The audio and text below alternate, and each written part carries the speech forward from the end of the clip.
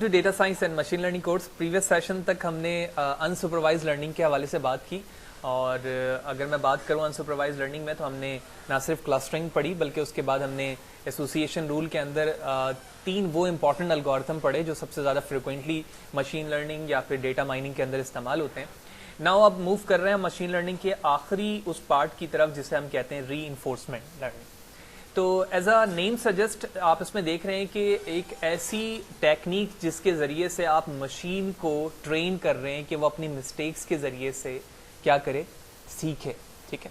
Although जब से हमने मशीन लर्निंग स्टार्ट की है या आर्टिफिशियल इंटेलिजेंस के हवाले से बात की है तो उसका मकसद ही यही था कि वो एक अच्छा डिसीजन मेकर हो। लेकिन जब हम रीइंफोर्समेंट में आते हैं तो यहाँ पर आके हम और भी स्पेसिफिक हो जाते हैं कि एक्चुअली हम किसी रोबोट को या किसी मशीन को इस तरह से ट्रेन कर रहे हैं कि वो अपनी मिस्टेक्स से या सिनेरियो की वजह से डिसीजंस के सीक्वेंस के बिहाफ पर सीखे कि उसे नेक्स्ट क्या डिसीजन लेना है, इसी तरह सो ऑन ऑनवर्ड वो किस किस तरह से डिसीजन लेता रहेगा। तो एक लाइन पे इस चीज़ को अगर डिस्क्राइब किया जाए तो learn to make a good sequences of decision, यानी आप किसी मशीन को इस तरह से ट्रेन कर रहे हैं कि वो इस लिहाज से कैपेबल हो जाए कि वो ना सिर्फ डिसीजन ले बल्कि गुड सीक्वेंसेस ऑफ डिसीजन ले, यानी सीरीज पर जब उसको सीक्वेंस लेने की बारी आए तो वो अच्छे डिसीजंस को लेता जाए ऑनवर्ड। अगर हम इसकी एग्जांपल देखें तो ऐसे बहुत सारे सिनेरियोज हैं, ज़्यादातर हम गेम्स में देखें या रोबोटिक साइंस के अंदर देखें तो वहाँ पर हम मशीन को इसी रिस्पेक्ट से लेकर चलते हैं कि हम उसे डिसीजन मेकर बनाते हैं कि एक्चुअली किस सिनेरियो पर उसे कौन सा डिसीजन लेना है, और ये सीरीज से तमाम चीज़ें चलती रहती हैं। जब आप किसी मशीन को सीक्वेंसेस ऑफ डिसीजन की रिस्पेक्ट से ट्रेन कर रहे होते हैं तो वहाँ पर सबसे इंपॉर्टेंट चीज़ जो प्रॉब्लम के रिस्पेक्ट से कॉन्फ्लिक्ट करती है हमारे सोल्यूशन को या हमारे प्रॉब्लम को, वो है अनसर्टेनिटी, यानी गैर यकीनी हालत। गैर यकीनी हालत क्या हो सकती है, यानी आप अपने मशीन को किस तरह से ट्रेन करेंगे, वो क्या क्या ऐसे पैरामीटर होंगे जिसके ज़रिए से आप उसको बताएंगे कि उसे किस तरफ किस वक्त जाना है और किस तरफ किस वक्त नहीं जाना है। तो अनसर्टेनिटी को अगर समझें तो अनसर्टेनिटी के अंदर एक गैर यकीनी हालत है, यानी uncertainty is one of the big challenge of या big challenge in artificial intelligence and machine learning to make machine capable to take good decision. तो इस सर्टेनिटी को यानी गैर यकीनी हालत को किसी मशीन पर जब आप रीइंफोर्स करके उसे ट्रेन कर रहे हैं तो ये चीज़ आती है। लिहाजा इस चीज़ को हम किस तरह से रिजॉल्व कर रहे होते हैं या फिर इस प्रॉब्लम को किस तरह से ख़त्म कर रहे होते हैं, उसके लिए हमें कुछ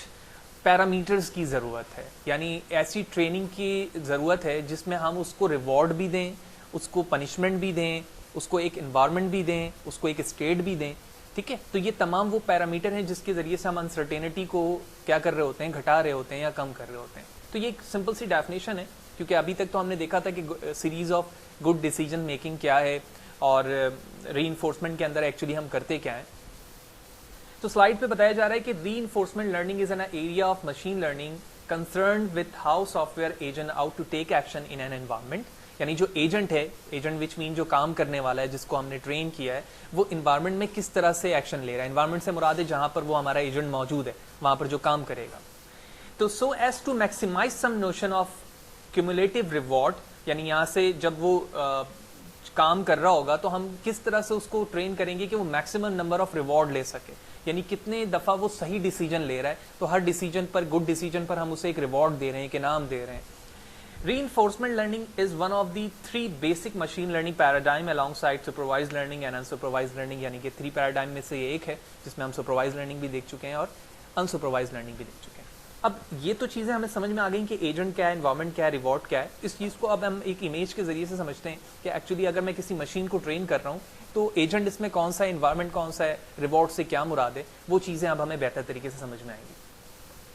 तो एक तरफ आप देख रहे हो कि हमारा एक रोबोटिक डॉग है, ठीक है, ऑल्दो हम कोई ऐसे रोबोट्स बनाने नहीं जा रहे हैं, लेकिन हम सिर्फ डेफिनेशन के रिस्पेक्ट से देख रहे हैं कि एक्चुअली रोबोटिक्स से क्या मुराद है और किस तरह से रीइंफोर्स करके आप अपने मशीन को ट्रेन कर रहे होते हैं।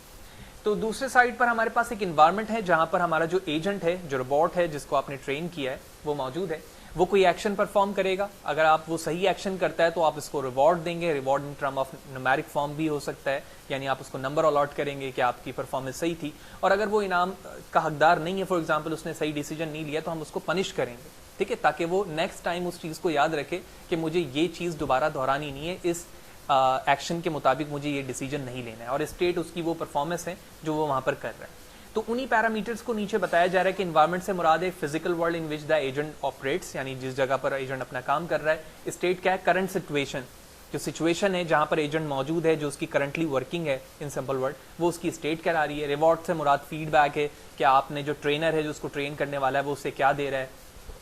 पॉलिसी से मुराद ये है कि method to map agent state to action, यानी क्या पॉलिसी है, क्या काम करवाने का तरीका है, आप एजेंट से कैसे काम करवा रहे हैं। जबकि वैल्यू से मुराद क्या है कि future reward that an agent would receive by taking an action in particular state, यानी क्या वैल्यू दे रहे हो, क्या तरीकेकार है आपको एजेंट को, कि आप एजेंट को क्या चीज रिसीव कराओगे जिसके जरिए से वो एक पर्टिकुलर जगह पर एक्शन परफॉर्म कर सके जिस जगह पर भी वो मौजूद है। जैसे अगर मैं एक सिंपल से डॉग की बात करूं तो डॉग को हम मूवमेंट के लिए ट्रेनिंग देंगे कि एक्चुअली सेंसर्स होंगे इसके अंदर जो कि इलेक्ट्रॉनिक से रिलेटेड है, ठीक है, कि आप सेंसर से मूव करवाएंगे कि राइट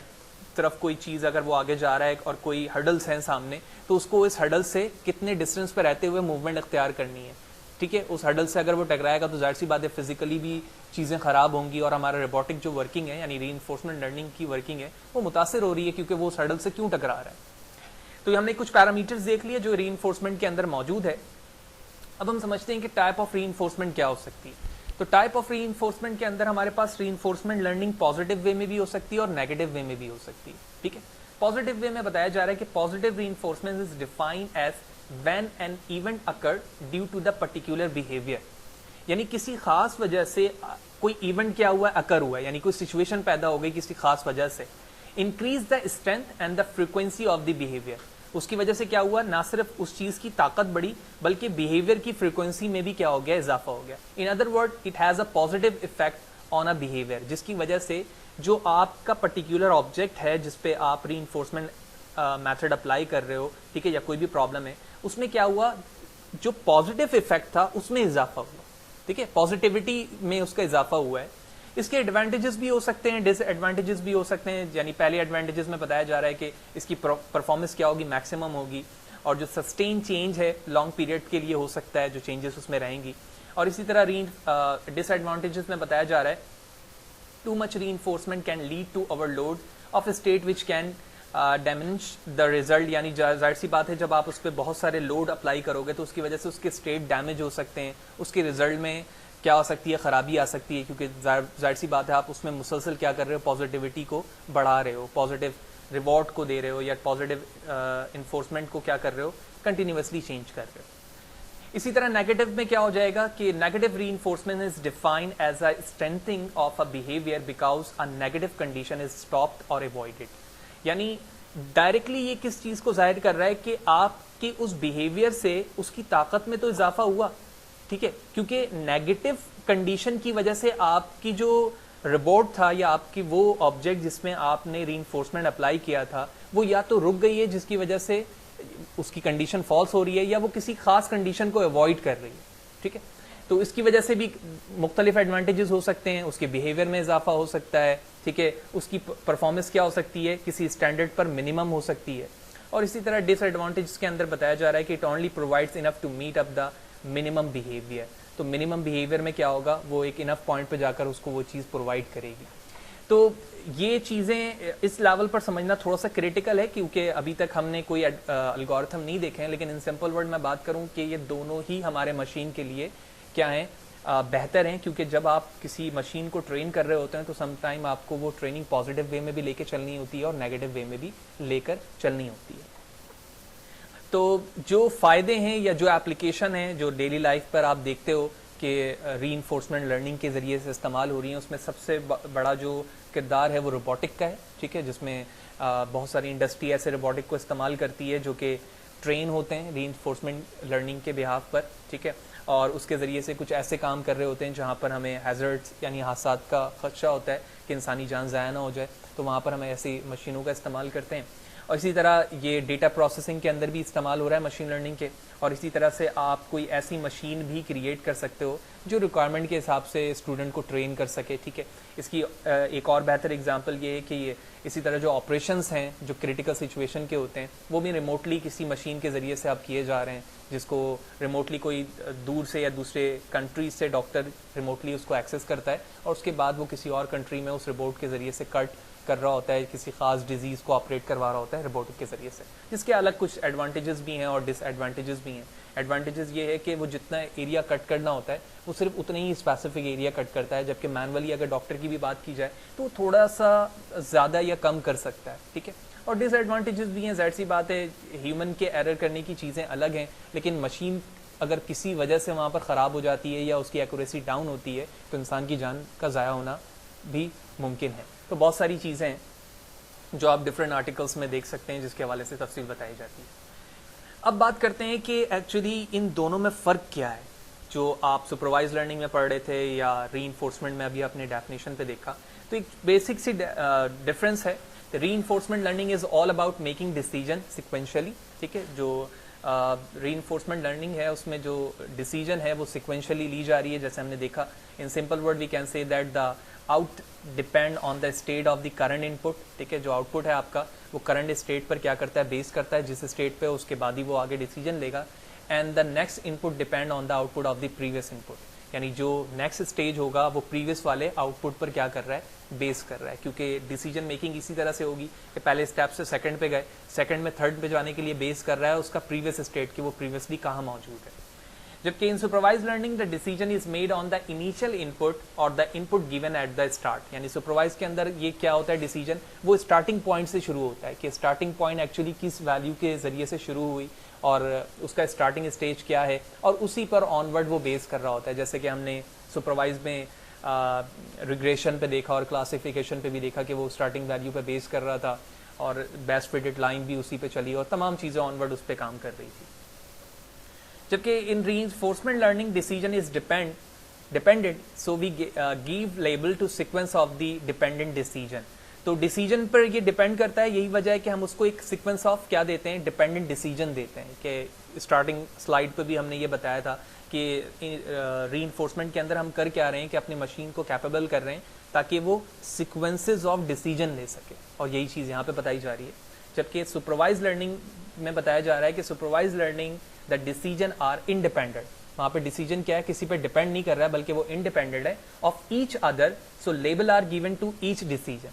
तो इसमें क्या करना है, हर एक लेबल को डिसीजन देना है,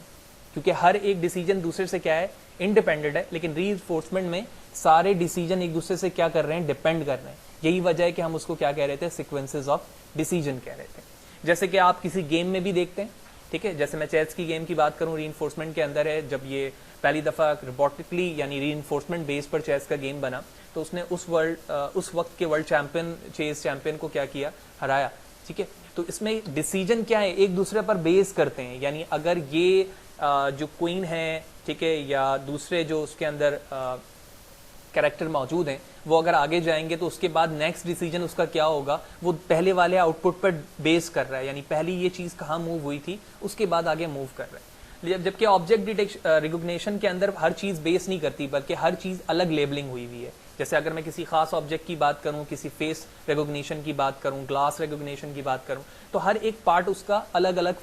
किसी बेस पर बेस करता है। तो यही वजह है कि वो इंडिपेंडेंट है ईच अदर से। जबकि चेस की गेम पर या ऐसे तमाम गेम जो कि रीइंफोर्समेंट बेस पर काम कर रहे हैं, ऐसे बहुत से गेम हैं जिसके अंदर तमाम डिसीजन एक दूसरे पे क्या कर रहे होते हैं, डिपेंड कर रहे होते हैं। तो हमने तफसीलन देखा कि एक्चुअली रीइंफोर्समेंट लर्निंग क्या है और उसकी क्या बिहेवियर हैं, स्टेट्स हैं, पैरामीटर हैं जिस पर वो बेस करता है। अब हम नेक्स्ट सेशन पे जाएंगे तो इन तमाम प्रोसेस को या एल्गोरिथम को डिस्कस करेंगे कि एक्चुअली रीइंफोर्समेंट की ये वो एल्गोरिथम है जो सबसे ज़्यादा इस्तेमाल होते हैं, ठीक है, जिसमें मार्कव डिसीजन प्रोसेस है, इसी तरह क्यू लर्निंग एल्गोरिथम है, सारसा रीइंफोर्समेंट लर्निंग है, मल्टी आर्म बैंडविड्थ प्रॉब्लम है, और इसी तरह थॉमसन सैम्पलिंग है। तो ये तमाम चीज़ें इंडिविजुअली हम देखेंगे और हमारी पूरी कोशिश होगी कि जैसे जैसे हम इस पर आगे जाएं और इस प्रॉब्लम को ना सिर्फ थ्योरेटिकली देखें बल्कि हम पाइथन पे उसको इम्प्लीमेंट करके भी देखेंगे कि इन तमाम प्रॉब्लम्स को रीइंफोर्स के ज़रिए से कैसे हैंडल किया जा रहा होता है और इसके क्या फ़वाइद हैं as compare to the rest of the part of paradigm machine learning, जैसे कि सुपरवाइज और अनसुपरवाइज में हमने देखा था।